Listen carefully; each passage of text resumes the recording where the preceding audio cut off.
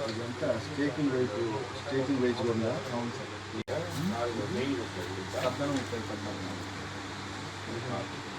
30 సపరేట్గా 20కి 20 మాత్రమే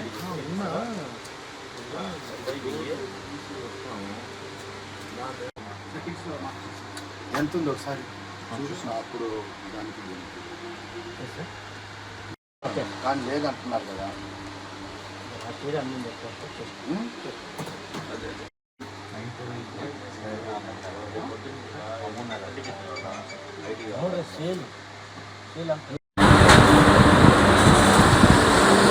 నా పేరు కె శివనాయకు, సహాయ వ్యవసాయ సంచాలకులు, పొదలకూరు డివిజను.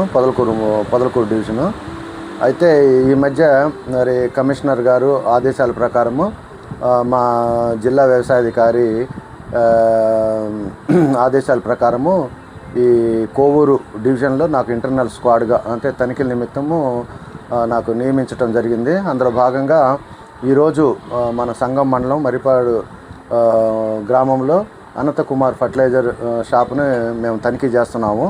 అంటే దీని ముఖ్య ఉద్దేశం ఏంటంటే గత సంవత్సరము ఏప్రిల్ మే జూన్లో ఎంత యూరియా కానీ డిఏపి కానీ అమ్మారు, ఈ సంవత్సరం ఎంత అమ్మారు, అంటే దీనికి వ్యత్యాసం ఏమైనా ఉందా, ఉంటే ఎందువలన, అంటే గతంలో కంటే ఈ మధ్య సాగు ఎక్కువగా ఉందా లేకపోతే తక్కువగా ఉందా, ఎందుకు అధికంగా అమ్మాల్సి వచ్చింది, అదే రకంగా రైతులు కూడా ఎక్కడ అధిక ధరలకు అమ్మకుండా తర్వాత వచ్చిన సరుకులు కూడా మొత్తం రైతులకి ఎప్పటికప్పుడు అందుబాటులో ఉండేటట్టుగా, దానికి తోడు గత నెల 8వ తారీఖు నుంచి మన యూరియా కానీ డిఏపి కానీ ఏపీఐఎంఎస్ యాప్లోనే మనం అమ్మకాలు జరుపుతున్నాము.